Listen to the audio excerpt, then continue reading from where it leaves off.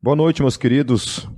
Dando continuidade ao livro de Gênesis, a série de pregações no livro de Gênesis. Hoje o tema que eu quero abordar é quando o medo e a graça caminham juntos. Nós vamos estar trabalhando praticamente 4 capítulos, mas como nos outros domingos eu não vou estar lendo versículo por versículo, porque é muito conteúdo para ler.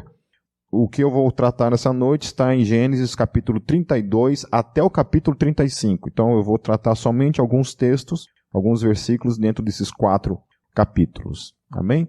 Então a gente está lidando praticamente com a história de Jacó, né? Tudo aquilo que envolve esse personagem bíblico, Jacó, que era neto de Abraão, filho de Isaac. Então Jacó é aquele que havia agarrado, né, no calcanhar, no tornozelo do seu irmão Esaú ao nascer, e é de onde se origina o nome Jacó, né? O nome Jacó significa literalmente aquele que segura pelo calcanhar. Interessante, né, ter um nome como esse, né? Sim, contextualizando, né, para que vocês entendam mais ou menos aonde que a gente está, Jacó ele sai de casa e vai morar para longe do seu irmão Esaú, porque havia toda aquela questão da primogenitura que Esaú tinha vendido para Jacó, e uma vez que Esaú se sente roubado por Jacó, por mais que Jacó não tenha roubado ele, mas ele se sente talvez lesionado por Jacó, e ele então fala que vai matar Jacó. E Jacó, diante disso, foge, mas ele inventa uma questão de que estava indo visitar e ir embora, e foi para a casa do seu tio Labão, irmão da sua mãe. E ele fica lá na casa do seu tio durante 20 anos. Durante esse tempo todo ele trabalha 20 anos na casa do seu sogro. Ele casa, né, com 2 das filhas de Labão, suas primas, Lia e Raquel, e também acaba casando com 2 de suas servas, por meio de uma indicação de suas esposas. Ele tem lá 12 filhos, enquanto está lá na terra de Labão, 11 homens e uma menina. Então o que eu vou tratar hoje trata desse regresso, dessa volta dele para a sua casa. Ele tinha ficado 20 anos nessa terra e agora ele está voltando para a sua casa. Domingo passado a gente estava tratando isso, né? Ele já tinha saído de casa, Labão vai atrás dele, porque ele sai meio que fugido, escondido. Labão vai atrás dele, tem todo um pacto novo que eles fazem, e assim então a gente está agora nesse momento. Nesses 4 capítulos que a gente vai tratar, Deus aparecerá para Jacó 4 vezes, pelo menos. Deus já havia aparecido para Jacó em um sonho, e depois de 20 anos, Deus fala com ele que era tempo de ele voltar para a casa de seus pais. Então, até aqui, Deus ainda não havia falado com ele de um modo assim pessoal, de uma maneira audível. Deus havia falado com ele por meio de um sonho, quando ele sonha e vê uma escada, e Deus se apresenta para ele em sonho e lhe dá algumas promessas. Lá em Gênesis 31, o versículo 3, Deus chega e diz para ele assim: "E o Senhor disse a Jacó: volte para a terra de seus pais e de seus parentes, e eu estarei com você."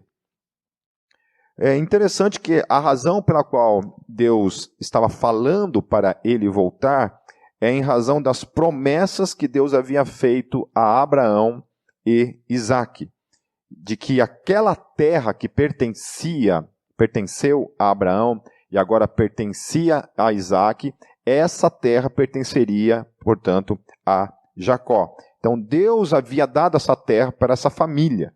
E Jacó havia saído de casa, ido para a casa de seus parentes, mas ele deveria voltar para aquela terra, porque aquela terra havia sido prometida por Deus para ele. Então Deus tinha que cumprir essa promessa na vida de Jacó. E não teria como isso se cumprir na vida de Jacó, se Jacó ficasse lá na casa do seu sogro.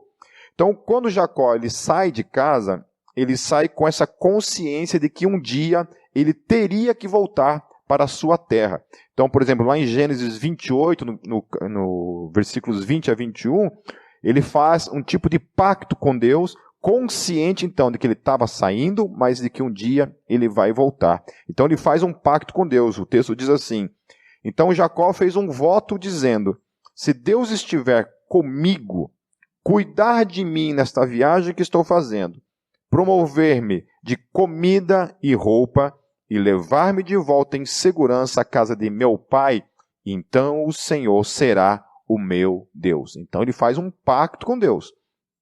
Um pacto que Deus deveria levar ele em segurança e trazer ele de volta em segurança para a casa de seu pai. E enquanto ele estivesse fora de casa, que Deus deveria prover para ele comida e vestimenta. Esse era o pacto. É interessante que Jacó, ele resume então esse tempo que ele vai estar fora, pedindo a Deus somente proteção, roupa e alimento. Paulo, o apóstolo Paulo, ele também fala somente a respeito dessas duas coisas, que é a questão da comida e a questão da roupa, que são mais do que suficientes para ter uma vida de gratidão e satisfação diante de Deus. Então, Jacó, ele resume esse tempo que ele estará fora, resume esse tempo somente em Deus prover para ele comida e vestimenta. E lá em 1 Timóteo, no capítulo 6, no versículo 8, Paulo ele fala assim: por isso, tendo o que comer e com o que vestir-nos, estejamos com isso satisfeitos. Amém? Isso confronta talvez um pouco dos nossos corações, quando nossos corações estão muito inquietos e a gente não valoriza essa questão simples e básica da vida, que é ter o que comer e ter o que vestir. Então a Bíblia está trazendo para mim e para você, nesses dois textos, tanto lá no Gênesis quanto em Paulo, que o nosso coração, somente por essas coisas, já tem que ser um coração satisfeito, um coração grato a Deus.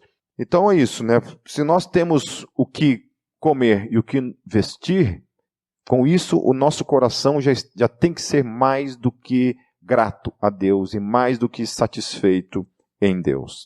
Amém? Então Deus, ele acaba provendo para Jacó muito mais do que comida e roupa. Na verdade, Deus enriquece Jacó. Depois, na história dele antes, lá você pode ver que ele foi adquirindo muitos e muitos bens, muitos animais, porque os animais era, de certa forma, o dinheiro, aquilo que eles tinham como dinheiro. Eram os animais, as colheitas e tudo mais. Então, Jacó havia feito um trato com Deus e Deus foi muito além deste trato. Assim é as nossas vidas com Deus. Quando a gente começa a viver uma vida de fidelidade a Deus e gratidão a Deus pelas coisas pequenas, ser fiel no pouco, a Bíblia fala, seja fiel no pouco, que sobre o muito eu o colocarei. Então, o nosso coração sempre tem que ser grato pelas pequenas coisas. E Deus, segundo a sua graça, quando Ele olha para o nosso coração e Ele vê que a gente caminha nessa vida de fidelidade, de gratidão pelas pequenas coisas que nós temos, Deus coloca a gente sobre o muito. E assim foi com a vida de Jacó. Amém? Então Deus cuidou dele em sua viagem de ida e volta. Deus proveu tudo para ele por 20 anos. Deus em todo o tempo estava agindo, provendo e cuidando do seu eleito, daquele a quem ele amava. Então Deus tinha um pacto com Jacó. Jacó era aquele a quem Deus amava. A palavra fala isso, que Deus amou Jacó e Deus se aborreceu ou odiou Esaú. Então a Bíblia revela isso, que Deus tinha um amor especial por Jacó. Então esse amor, na prática, na praxis, Deus cuidava dele, Deus provia tudo para ele, Deus abençoava a vida deste homem. Mas, ainda que Jacó tivesse experimentado tudo isso, ouvido Deus falar com ele, havia uma sombra do passado que trazia medo ao coração de Jacó. Qual era essa sombra? Qual era esse medo que perscrutava o coração de Jacó nesse retorno para casa. Ele estava voltando para casa, mas havia uma sombra, um medo no coração de Jacó. Qual era esse medo? Seu irmão Esaú. Então ele tinha esse receio em relação ao seu irmão. Então lá em Gênesis 32, no versículo 3, diz assim: Jacó mandou mensageiros adiante dele a seu irmão Esaú, na região de Seir, território de Edom.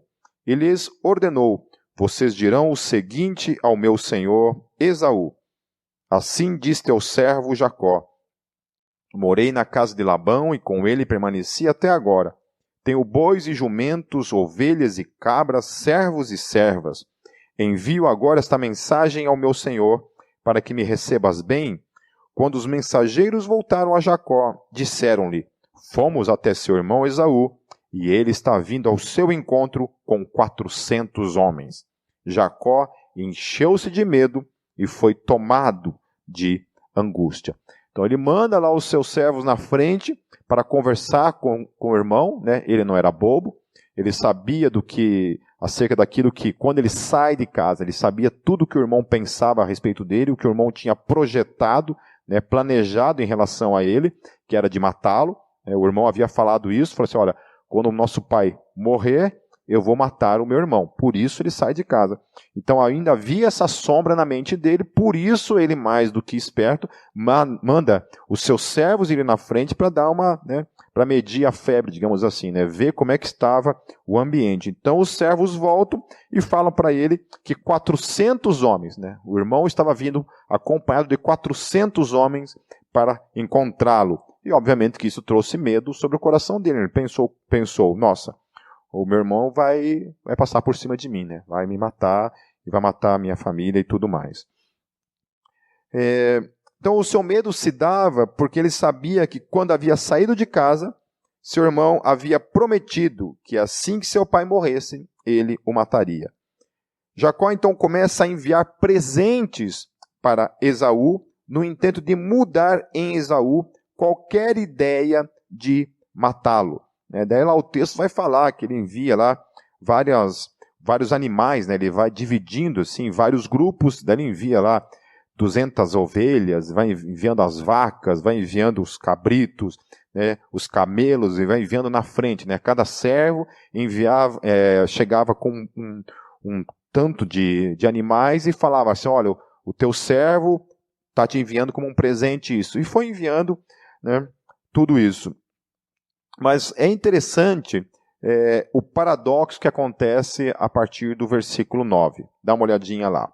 Diz assim: então Jacó orou: ó Deus de meu pai Abraão, Deus de meu pai Isaque, ó Senhor que me disseste: volte para a sua terra e para os seus parentes, e eu o farei prosperar. Não sou digno de toda a bondade e lealdade com que trataste o teu servo. Quando atravessei o Jordão, eu tinha apenas o meu cajado, mas agora possuo 2 caravanas.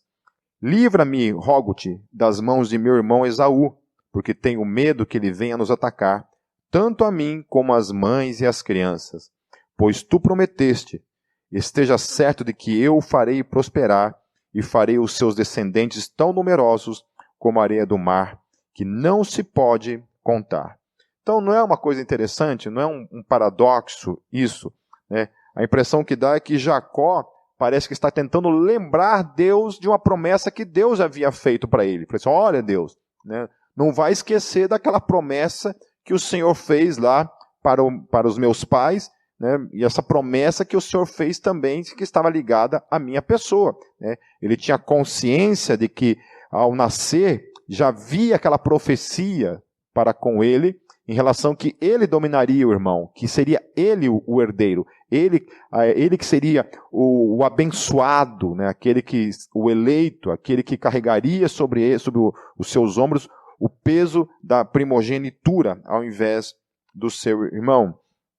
Então ele era um homem que sabia das promessas que Deus havia feito a ele, mesmo antes dele nascer. Ele sabia disso, ele carregava isso. Nós não sabemos com quantos anos ele já estava nesse tempo aqui, né, mas provavelmente já deveria estar lá com seus 40 ou 50 anos, né, com seus filhos e tudo mais.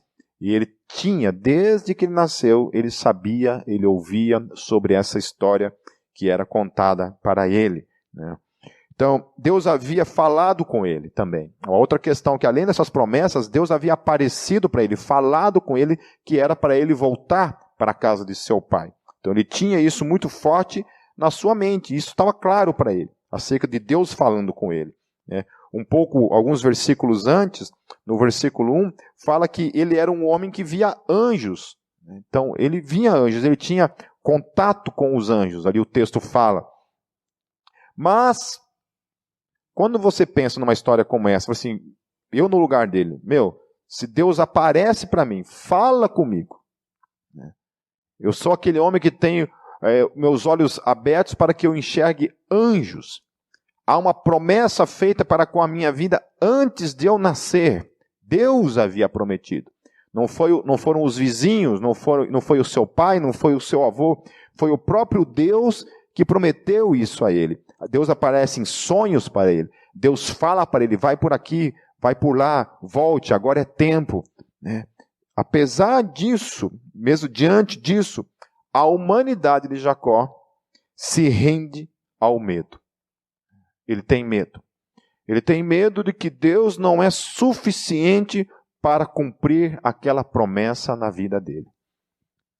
Ele vê anjos, ele acha que Deus não consegue, Deus não pode frear o seu irmão. Deus não pode parar o seu irmão e impedir o seu irmão de passar por cima dele e destruir a sua vida. Ele tem esses medos, ele tem esses receios, né? Quantas vezes a gente é balançado, mesmo tendo consciência daquilo que a Bíblia revela acerca de Deus para com a minha, para com a tua vida, mesmo assim a gente é abalado por meio dos nossos medos, né? Por meio das nossas inseguranças, por meio das nossas incertezas, diante de um perigo eminente, de uma ameaça eminente para com a nossa vida, seja física, seja financeira, seja por meio de algo que acontece na tua alma, né, nas tuas emoções. Quantas vezes a gente fica abalado e a gente sente que a nossa fé é abalada e tudo aquilo que a gente pensa acerca de Deus fica por alguns momentos abalado. A gente pensa assim, poxa, mas será que Deus vai realmente cuidar de mim direito? Será que Deus realmente vai fazer o papel dele na nossa vida, na minha vida? Então, para Jacó, o ato dele orar é uma coisa bem interessante. Porque ele prefere assim, eu estou com medo, eu estou receoso de certas coisas. Então, o lugar aonde ele encontra para que esses medos, essas ansiedades se dispersem, né, sejam destruídas, sejam tiradas da sua vida, ele sabe muito bem que só há um lugar onde ele pode encontrar isso, onde ele pode encontrar respostas, onde ele pode encontrar certezas, onde ele pode encontrar até mesmo consolo, tranquilidade e paz. Ele precisava deixar isso claro. E o lugar onde ele precisava estar era na presença de Deus. Era em Deus onde ele precisava buscar a resposta, onde ele precisava depositar por completo a sua vida. Então, querido, sabe, se você está passando por um momento de medo, por um momento de insegurança, por um momento de incertezas, eu queria que a gente estivesse olhando para a vida de Jacó, sabe? Porque, querido, se Jacó, que era um homem que via Deus, ouvia Deus, via anjos, tinham promessas claras a respeito dele, na vida dele, ele viu Deus agindo diversas vezes na vida dele. Se esse homem que tinha tamanha vida com Deus, né, intimidade com Deus, experiências com Deus, era um homem que tinha medo, que era abalado, quem dirá eu e você, né, não passaremos por coisas semelhantes. Mas aí que está o desafio, para a gente olhar para a vida de Jacó e entender então que eu e você só temos um lugar para onde correr, um lugar para onde ir, um lugar para encontrar descanso, um lugar para encontrar fé, para encontrar abraço, para encontrar consolo, que é a presença do Deus vivo e das suas promessas para as nossas vidas. Sabe, a gente tem, de certa forma, assim como Jacó, nós também temos promessas de Jesus para as nossas vidas, né? Promessas na palavra para as nossas vidas, né? Jesus, por exemplo, ele promete que nós habitaremos na casa do Pai para sempre. Ele fala, olha, eu estou indo para a casa de meu Pai, preparar morada para vocês. E quando eu voltar, eu os levarei para comigo, para que aonde eu esteja, vocês estejam comigo para sempre. Amém? Isso é uma promessa. Então, você não está perdido. Eu fico pensando nessas milhares de famílias que estão perdendo seus entes queridos, pessoas no mundo todo que estão passando por momentos de medo dessa pandemia, por insegurança diante dessa pandemia, e não tem a esperança do céu, não tem a esperança do porvir. Então, eu e você, por mais que também possamos ser abalados por esse momento, nós temos a esperança do céu. Amém? Nós temos a esperança de que se algo não der certo nesse mundo, se em algum momento a nossa vida, por exemplo, for ceifada nesse mundo, nós temos convicção de que nós estaremos com o Pai para sempre. A outra coisa é aquilo que Jesus nos prometeu lá em Mateus capítulo 28, versículo 20. A promessa dele é: eis que eu estou convosco todos os dias, até a consumação dos séculos. Então, igreja, tenha essa certeza na sua vida, que onde você estiver, na sua casa, com os seus medos, com as suas inseguranças, sabe, especialmente, sabe, essas ansiedades em relação ao amanhã. Muita gente não sabe do amanhã porque está desempregado, o dinheiro está acabando, né? Como fazer? Agora é o momento de você se apegar nas promessas do Senhor, de que Jesus está com você. Aonde você estiver, Jesus está com você. Está com você não porque o Pipe estava dizendo, está com você porque a palavra dele diz que está. Porque o próprio Jesus diz que está. Sabe? Essa é a promessa dele. Então, assim como Deus prometeu para Jacó que estaria com ele o tempo todo, cuidando dele o tempo todo, o Senhor Jesus está dizendo para mim e para você de que ele está conosco o tempo todo, cuidando da gente até a consumação dos séculos. E eu gosto que a Bíblia fala assim: eu estou convosco todos os dias. Eu sei que talvez tenham momentos, tenham dias que parece que a coisa está tão escura que Jesus não está presente. Não dá essa impressão que às vezes ele não está presente. Os nossos medos, as nossas inseguranças, as nossas ansiedades, talvez lance sobre nós esse tipo de sombra, de que Jesus não está presente. E isso conspira, isso vai em desencontro à promessa da palavra dele. Sabe? Eu não estou falando de dinheiro. Jesus nunca prometeu que a gente ia ter prosperidade. Nunca prometeu que a gente ia ter uma saúde 100% o tempo todo. Jesus nunca prometeu que nada de errado iria acontecer na nossa vida todo o tempo. Que nossa vida ia ser só, né, nas montanhas.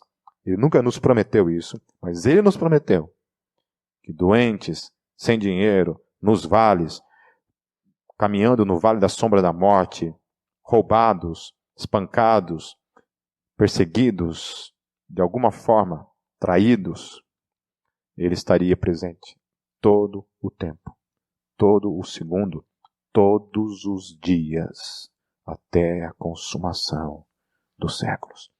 Então, querida, a realidade é essa, que quem está em Cristo vive uma existência de modo inseparável da presença de Jesus, de modo constante.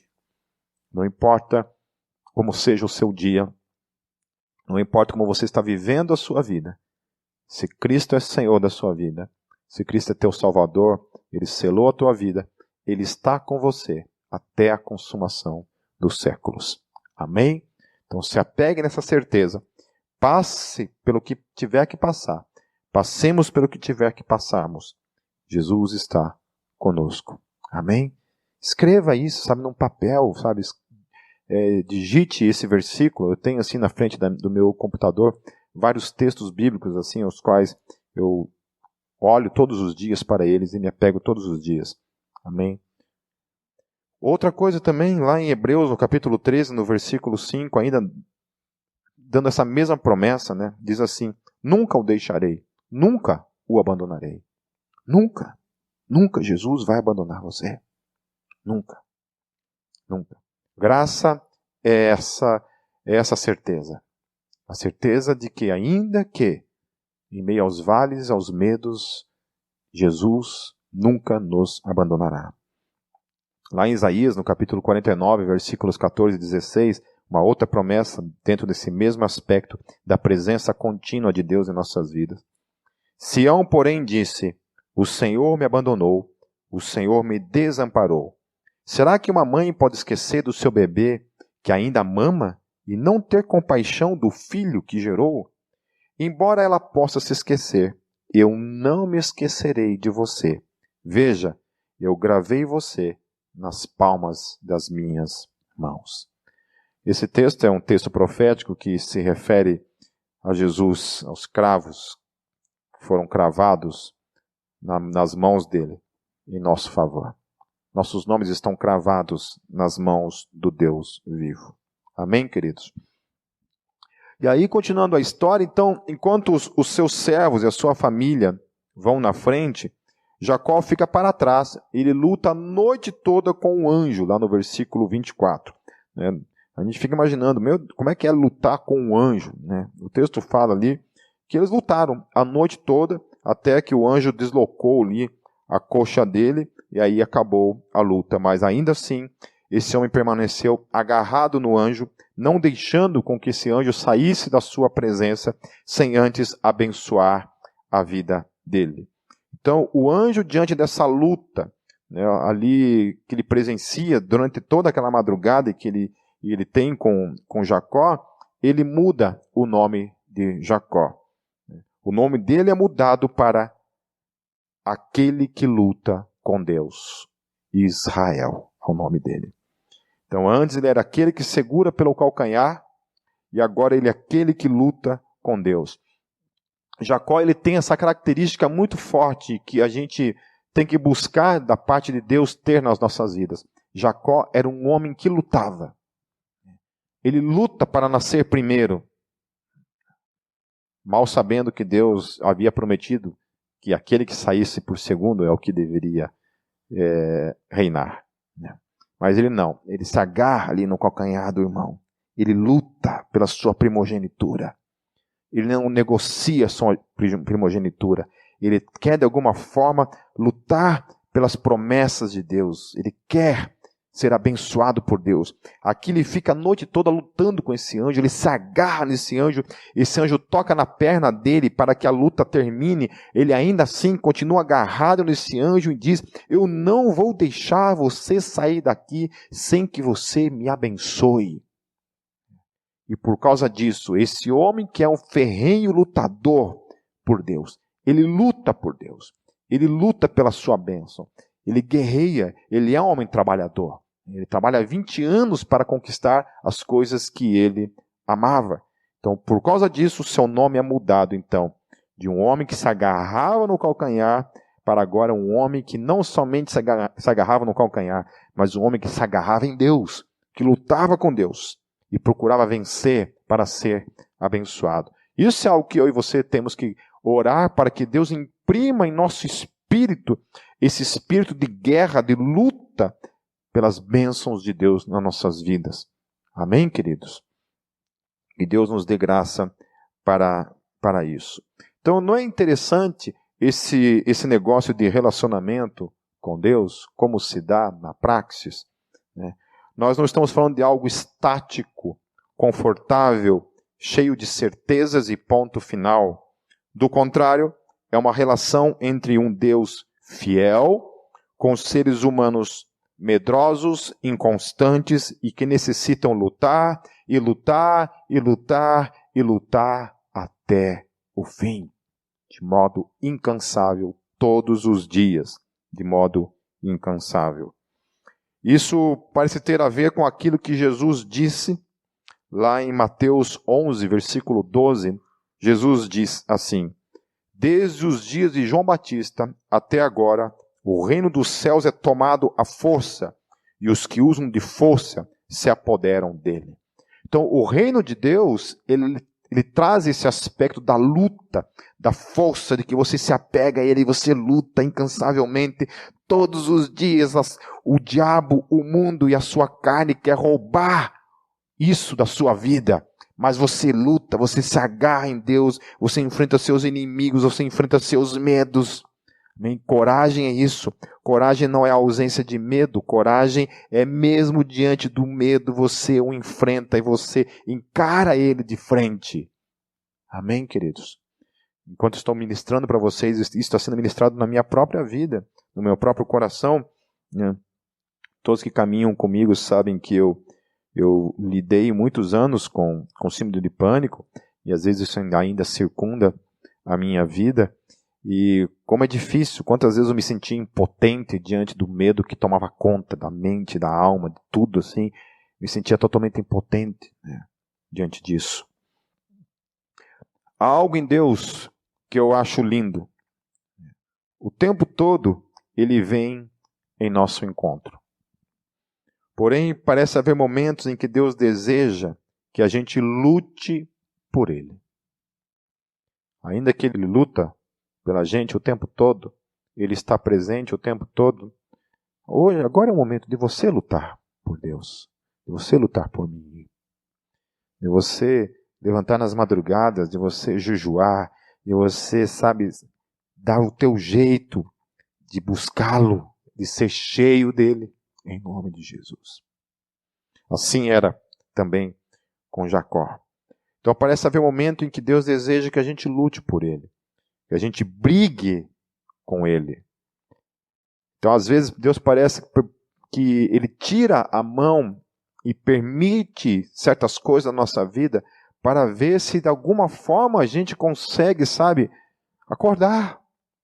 Que parece que enquanto as coisas vão tudo bem, está tudo certo, está tudo ótimo, a gente não consegue orar, a gente não consegue buscá-lo como deveria. Daí quando as coisas começam a despencar, não dar mais certo, sabe, às vezes é a única forma da gente se voltar para Ele. Amém, querido? Que a gente consiga encontrar graça diante de Deus para isso. Então entenda que eu não estou falando de lutar pelas coisas que Ele pode proporcionar. Eu não estou falando de bênção, de coisas materiais, não é nada disso. Estou falando de amar a Deus, de desejá-lo intensamente, de não se contentar em não viver uma vida cheia de sua presença. Amém?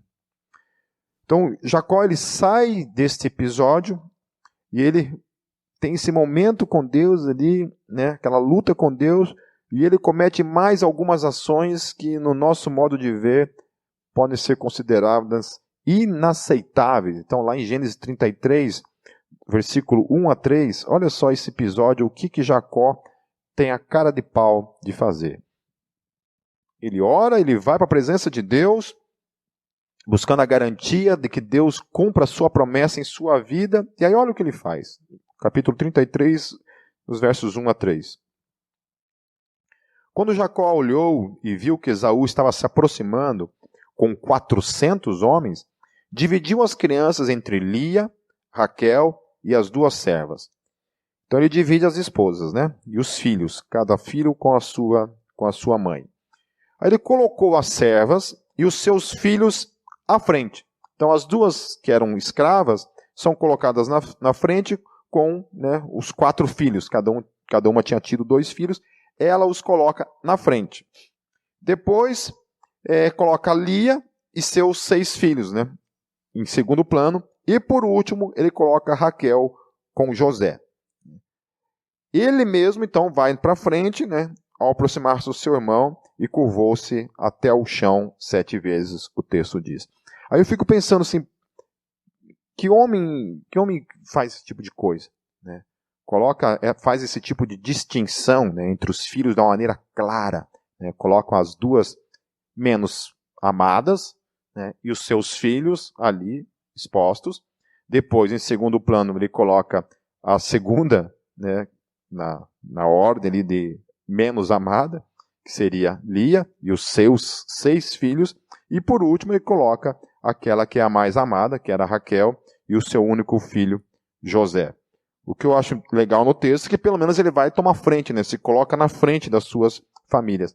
mas algo totalmente desnecessário, e ele coloca e vai saber o que isso geraria na vida dos seus filhos.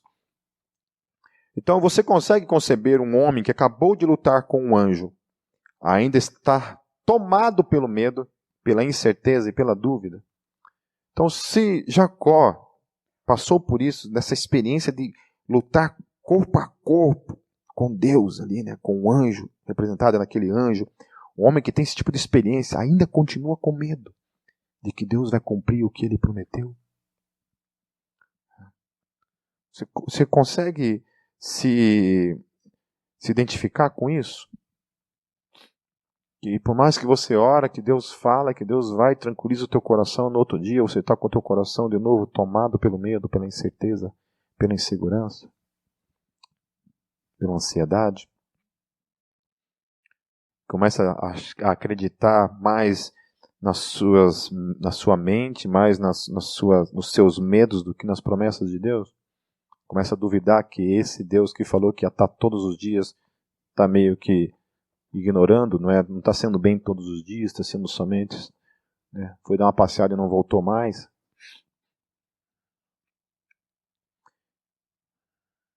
E aí acontece uma coisa muito incrível, meus queridos. Todo esse medo dele, essas incertezas dele, em relação ao seu irmão, ele é surpreendido, então, pela graça, nos braços do seu irmão. Lá em Gênesis 33, no versículo 4, diz assim: Mas Esaú correu ao encontro de Jacó e abraçou-se ao seu pescoço e o beijou, e eles choraram.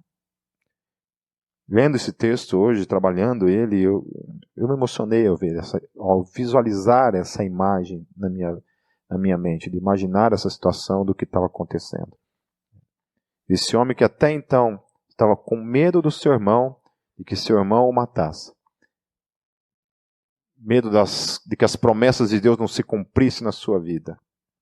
Ele então é surpreendido pela manifestação da graça do seu Deus por meio da vida do seu irmão, que vem e ao invés de matá-lo, o abraça, beija, um abraço de perdão, um abraço de reconciliação, o abraço da graça. Ele é envolvido naquele momento e ele experimenta essa reconciliação poderosa que somente a graça de Deus pode proporcionar nas nossas vidas. Então, queridos, quando Deus tem um plano na sua vida, até mesmo os teus inimigos se rendem aos planos dele para a sua vida. Amém? Então, nunca subestime um Deus que pode restaurar qualquer relação familiar, por mais trágica que tenha sido o seu passado. Amém? Eu não conheço a sua história, eu não sei se tem alguém na sua história, na sua família, que você um dia perdeu essa comunhão, essa relação, e você desacreditou que Deus pudesse de alguma forma reconciliar, curar e restabelecer essa relação. Quero dizer para você que Deus pode, em nome de Jesus. Se você dispor o seu coração, orar, Deus pode curar qualquer relação em sua vida.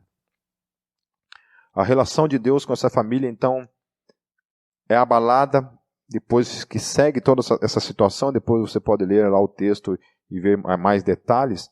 Né? Mas logo em seguida, lá no capítulo 34, acontece uma tragédia na família de Jacó. Até então não tinha acontecido nenhuma tragédia, né, a não ser só situações lá com os avós, mas agora acontece uma tragédia no capítulo 34. A filha de Jacó, Diná, ela é estuprada por um homem chamado Siquém, filho de Amor. Eles tinham ido morar nas redondezas dessa cidade, onde moravam esses homens, e Diná, ela vai querer conhecer as mulheres dessa cidade. Ela vai passear, dar uma passeada, né? E enquanto está passeando, então, Siquém a toma, a violenta, né? E então a estupra.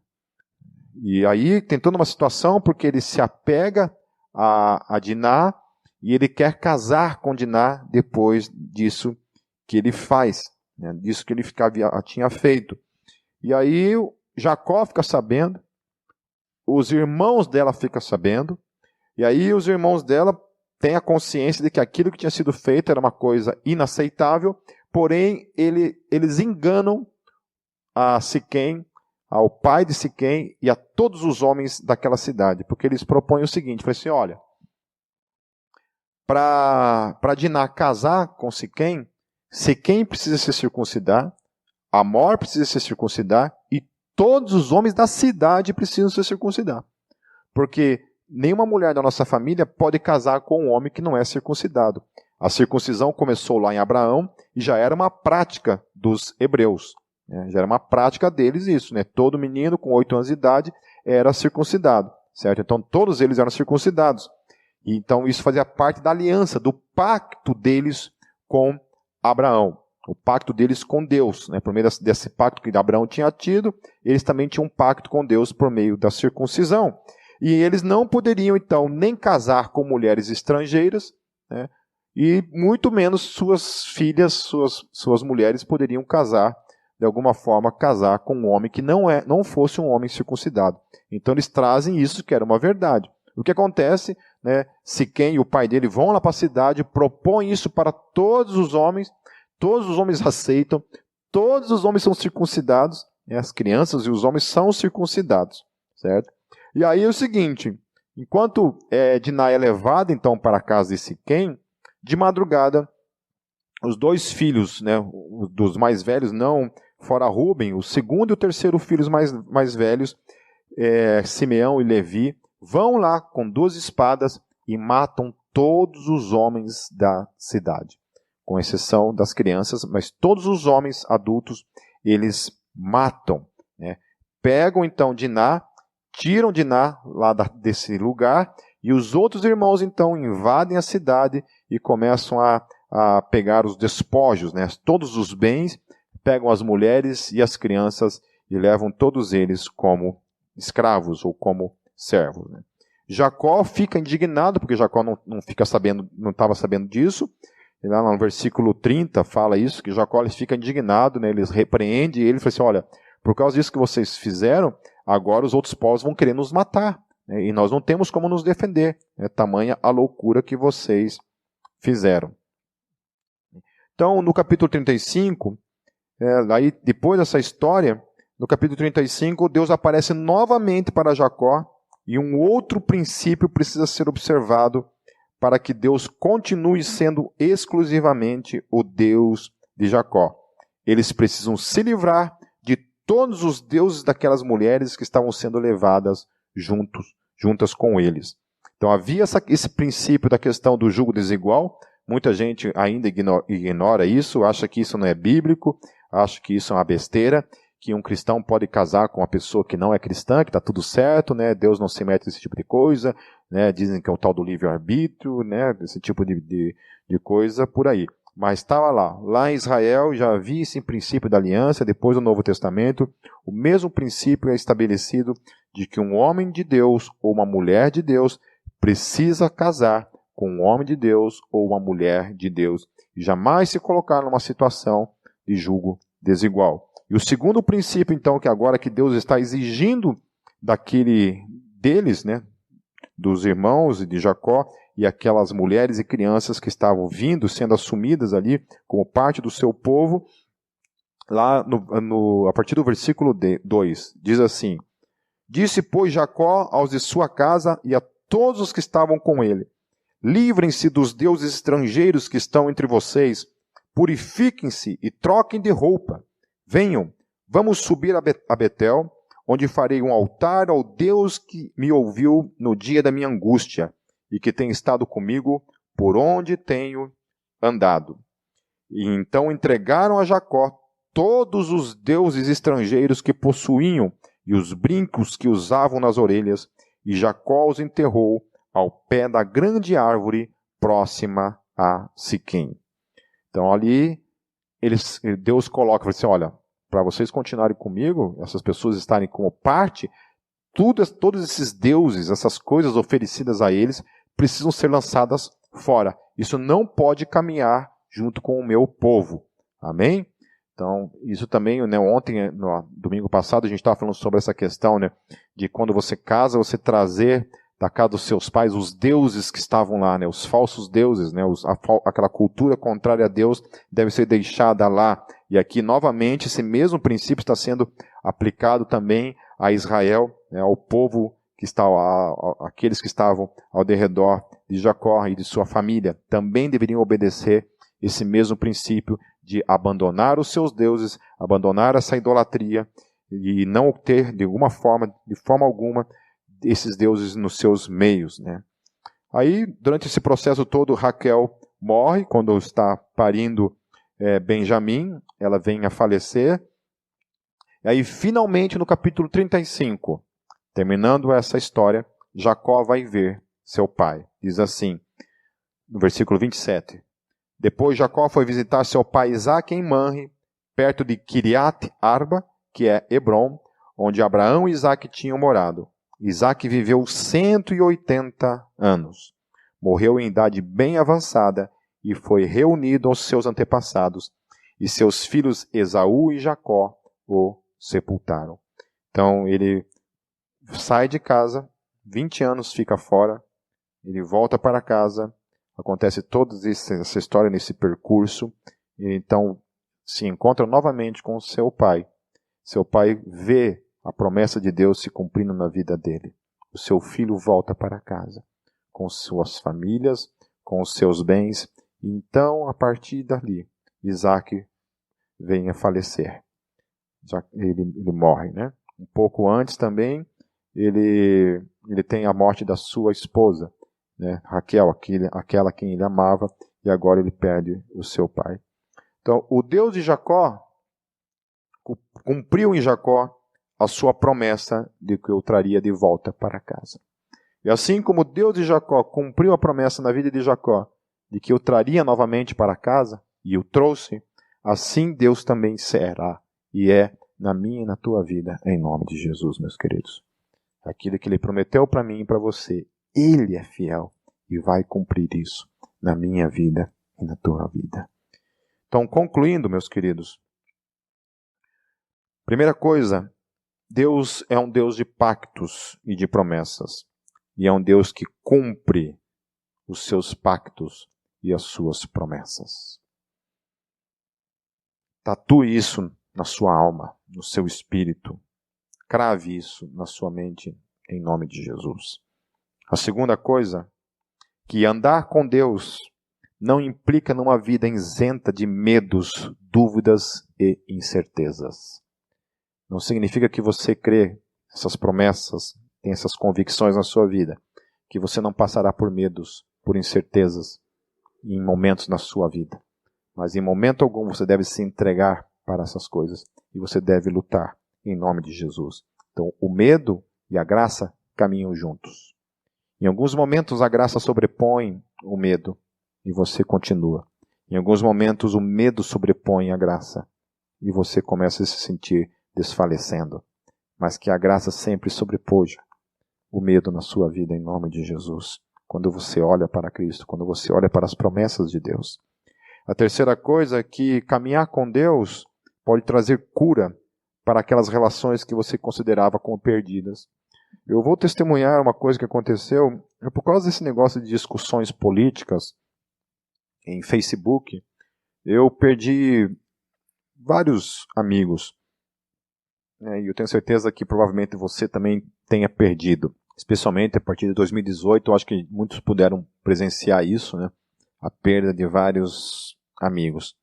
Eu tinha basicamente assim, entre aspas, perdido, né, a amizade com duas pessoas. E eu pude recentemente, pouco tempo atrás, coisas de 2 meses mais ou menos, eu há muito tempo já estava meio que me sentindo incomodado da parte do Espírito Santo, de que eu deveria procurar essas pessoas e pedir perdão para essas pessoas. E, para a glória de Deus, meus queridos, eu fui atrás dessas pessoas e eu pude pedir perdão e me reconciliar com essas pessoas. Sabe, isso foi tão bom, você ter de volta na sua vida 2 relações que eram importantes para mim, e que o perdão é suficiente, sabe? Eu sei que tem muita gente ainda que eu preciso procurar e pedir perdão e buscar essa reconciliação, sabe?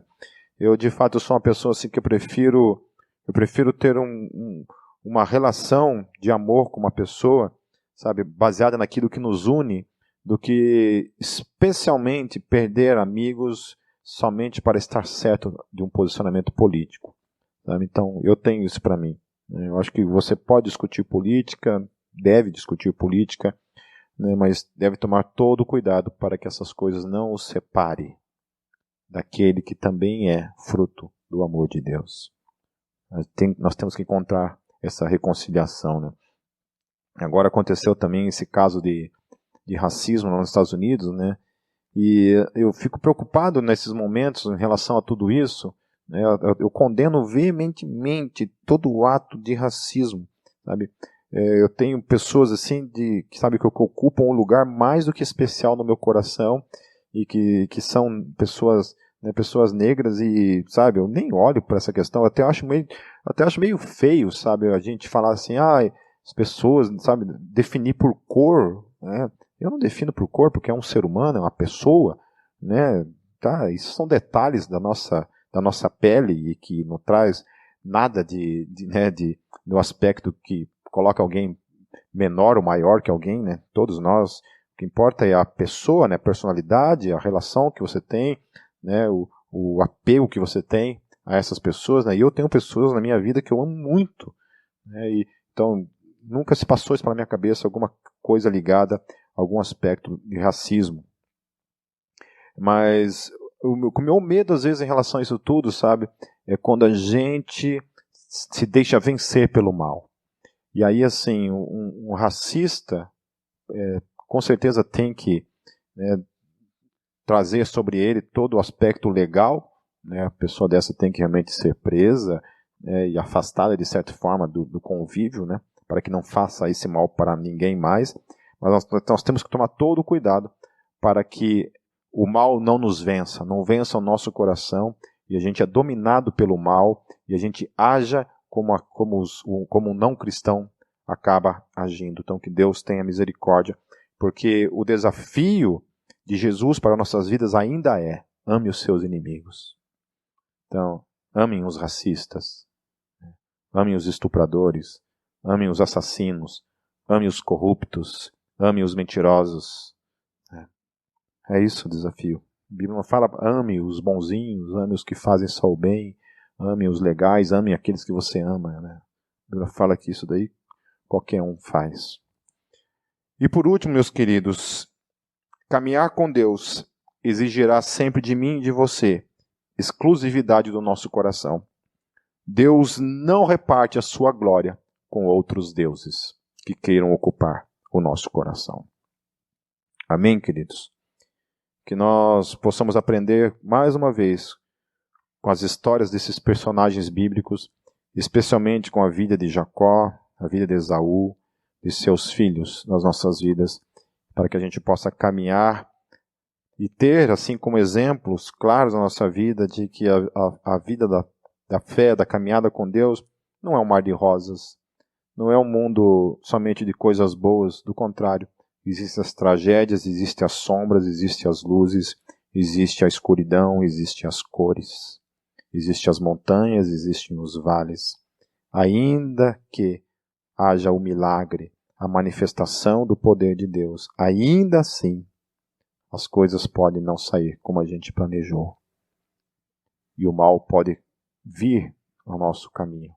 Mas nós sempre nos apegamos na promessa de Deus, na graça de Deus, de que Ele estaria conosco até a consumação dos séculos. E Deus é fiel, Deus não pode mentir.